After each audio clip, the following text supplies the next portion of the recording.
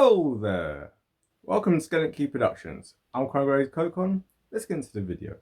Today's video we're going to be continuing on from our Disney series where we're looking at all different classic Disney films, and today we're going to be looking at none other than Fantasia 1940.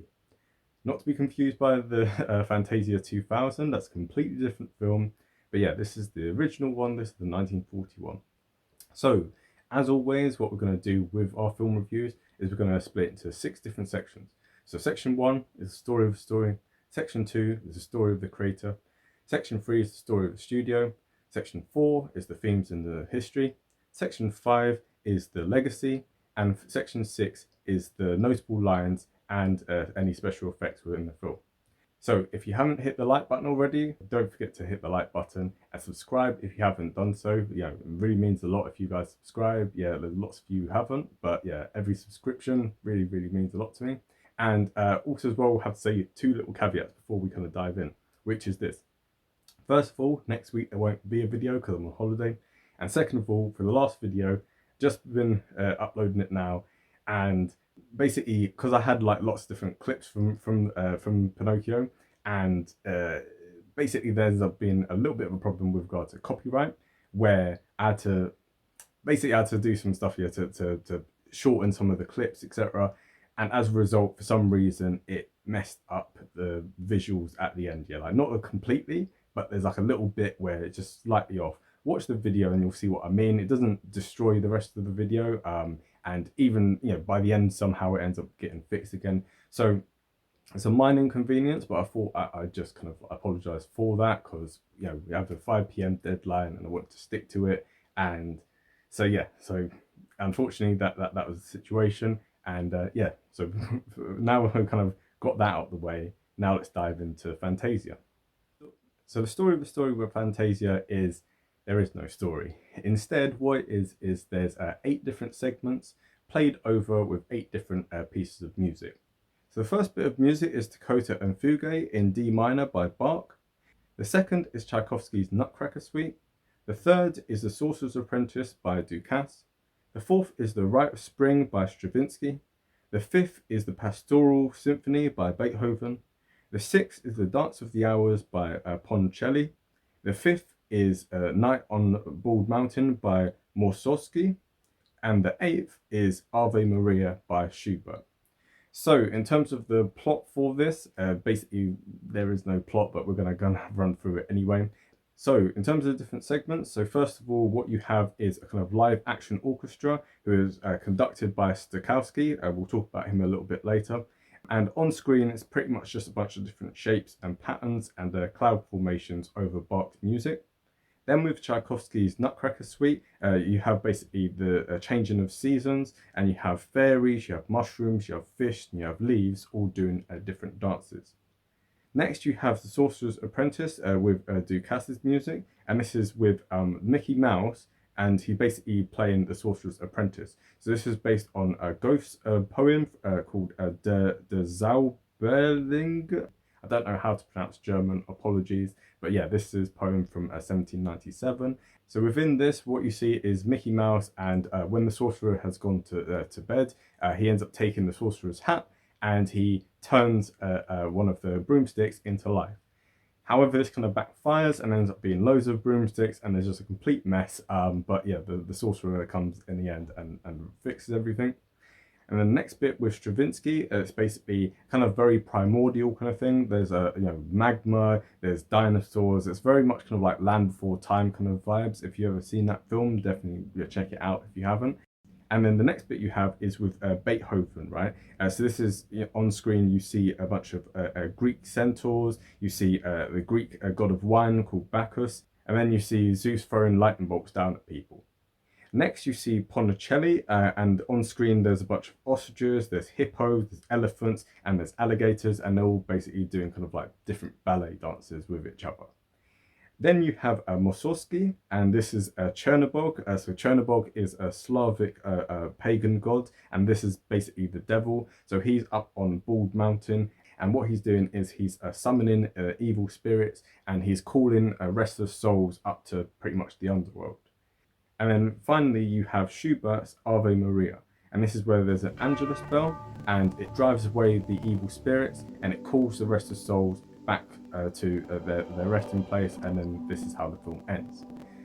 So that's the plot of Fantasia, but now we're going to be looking at the story of the creator and also the story of the studio, because this section here we're going to kind of blend it together because because there's not much of a storyline, it's quite difficult to have the things separate as we would with our normal films. But anyway, so that's what we're doing now.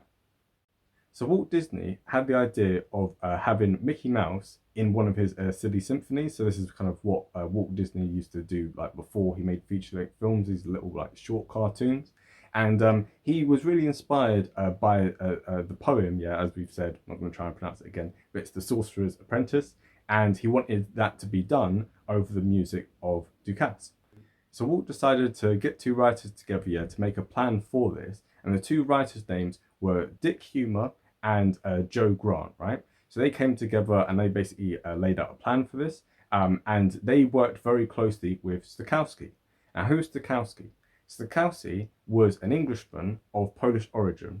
And from 1912 to 1940, he had been the conductor for the Philadelphia Philharmonic Orchestra. And so Walt Disney happened to bump into him and end up speaking to Stokowski about this, because what Walt wanted is he wanted a conductor who had a lot of prestige in order to give the film a lot of prestige. So upon hearing the idea of it, Stokowski was blown away and he was like, you know what, I'll do it for free. In the end, he didn't end up doing it for free, but we'll kind of cover that a little bit later. But yeah, at least the initial intentions were there. So Stokowski had complete control over the musical direction of the film. And on the night of the 19th of January, 1938, they did a 3-hour long concert. And this basically was just for The Sorcerer's Apprentice. However, the problem with all this was that everything cost a lot of money. And what Walt Disney kind of decided after a while was actually to make any money back from this, it can't just be The Sorcerer's Apprentice. We're going to have to make a feature-length film of this, and therefore we're going to need other musical pieces and we're going to need other stories over that music. So this is how the idea for Fantasia came about. However, originally it wasn't called Fantasia. It was originally called the concert feature. And the name Fantasia ended up being picked out of a list of 1,800 different title names. So they all sat down, thought of different title names, a list of 1,800, and they picked Fantasia in the end. So I personally think it's a fantastic idea that they went with the idea of Fantasia, because it just sings. It's just mwah. And anyway, but what Walt Disney did in this film, which was so groundbreaking, is he set up his own stereophonic sound recording system, right? Now, I don't know what that is, you don't know what that is, but the name of it was Fantasound.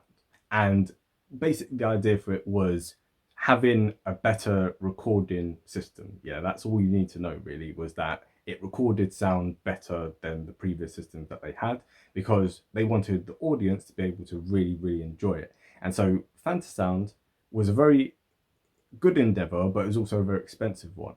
As a matter of fact, 1/5 of the budget for Fantasia went on this Fantasound. So it kind of gives you an idea of just how important sound was for Disney with this. So in the end, Stokowski, although he had said he would do it for free, he ended up being paid $80,000 for it, plus royalties. And they got Deems Taylor, who was a famous radio host, to basically be the host for the film. So in between each segment, you have him kind of saying, oh, this is what's happened, this is what's going to happen, etc.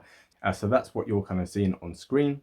And then on September the 29th, 1938, they end up doing basically a kind of a rough show, so they had an audience there and they just kind of showed them what it would kind of look like, and the audience was really stunned.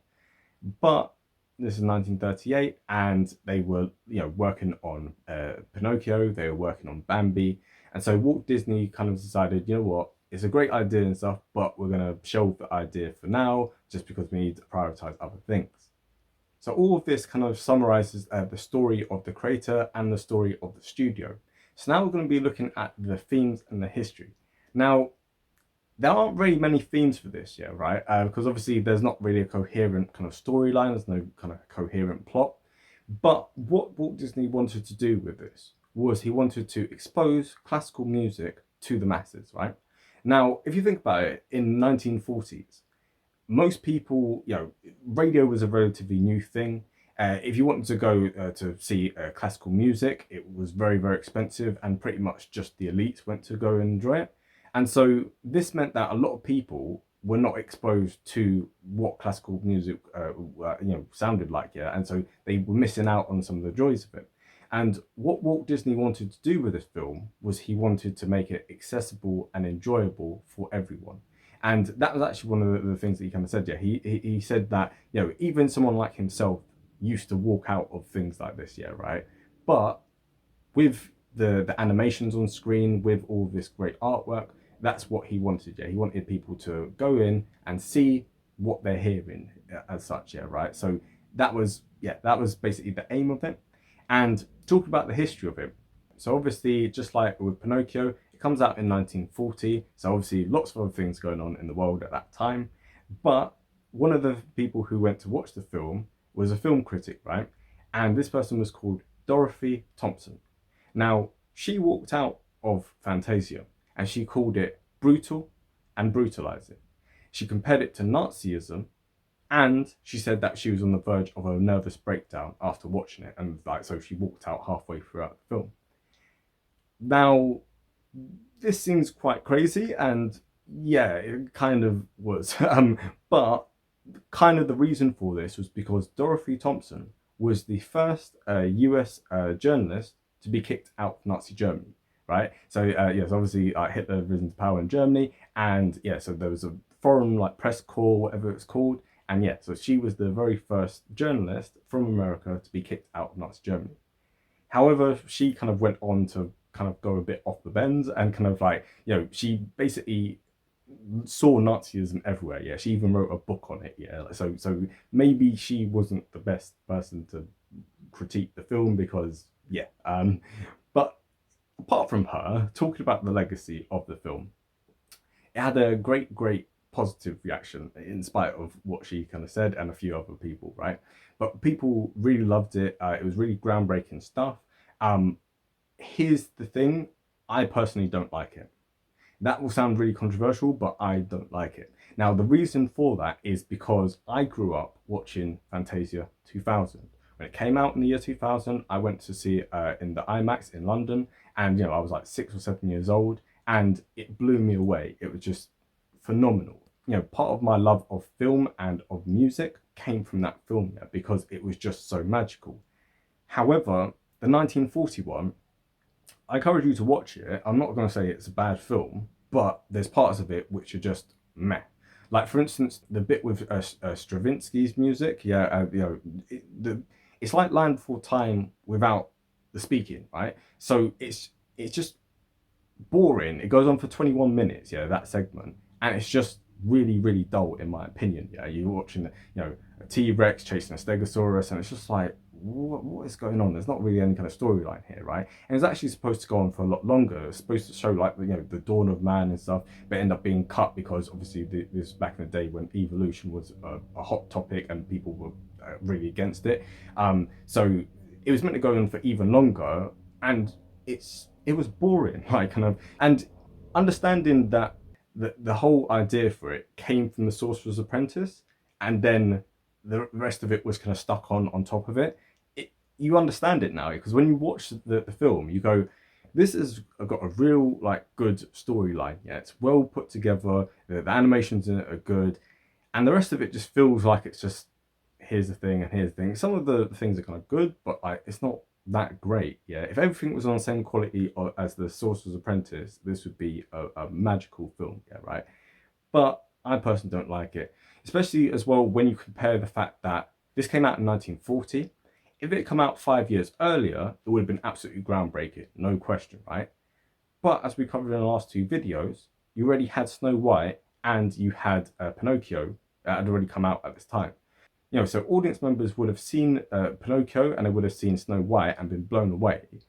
And seeing Fantasia, although it's got such a big budget, I can't see where this money went. Other than obviously, well, Fantasound, yeah, like kind of like we said, because it took a fifth of the budget. But the quality of the animation isn't actually that good when compared to Snow White or when compared to Pinocchio. It's just very. Have you ever seen Soviet propaganda from like the post-war period? That's what it looks like, yeah, and it's just very lazy looking, right? Now, if you compare it to 2001 Space Odyssey, which we're going to cover at some point, definitely stay tuned for that and subscribe for that. But that is a piece of art, and visually and audibly, it's a piece of art, yeah. Like, so it's a whole experience. When you look at Fantasia, you kind of go, right, the music is nice, I can hear it really well, but on screen, a lot of the time it's like, what am I watching? I mean, that's just my take anyway, yeah. But like, yeah, so that's kind of my take. But yeah, either way, most people really liked it. But of course, the budget ended up going way over. And because, like we said with Pinocchio, it came out at the same time as like World War II had started. So Europe at the time and the Far East had other things that they were kind of focusing on, and so it didn't do that well at the box office. Also, as well, it's not the kind of film that you can really take your family to. Yeah, right. It's not something that everyone's going to enjoy. Only people who already are sympathetic to classical music are going to really enjoy it. And visually, it's not something you can take little kids to, because kind of there's some bits that are scary or whatever, but like, that's fine for them to be scared. But it's just like, yeah, it's not that entertaining for like to keep their interest. Even I was falling asleep at certain parts of it, yeah, because I was like, this is long. So anyway, so that's pretty much my take with regard to that. And also as well, something to note with regard to it going over budget, as we've said in our video talking about Walt Disney's biography, because it went over budget, it then meant that Disney was in a lot of debt. Because they were in a lot of debt, they then had to make cutbacks. Because they made cutbacks, you end up having the Disney animator strike of 1941. So Fantasia end up being just what's the term? A white elephant as such, yeah, right? In terms of so much went into it and they got such little in return, and as a result of it, they end up having like their animators go on a strike. This really negatively affected the company, and it also negatively affected Walt Disney personally, yeah. But go and check out that other video for more details on that, right? So that sums up the film. And in terms of notable effects and notable lines, as I say, there aren't really that many notable effects here. It's, yeah, like, so we really kind of covered that. And in terms of notable lines, there's almost no dialogue at all. Like the only bit is where Mickey Mouse ends up going up to Stokowski and that little bit there. So it's not really, yeah.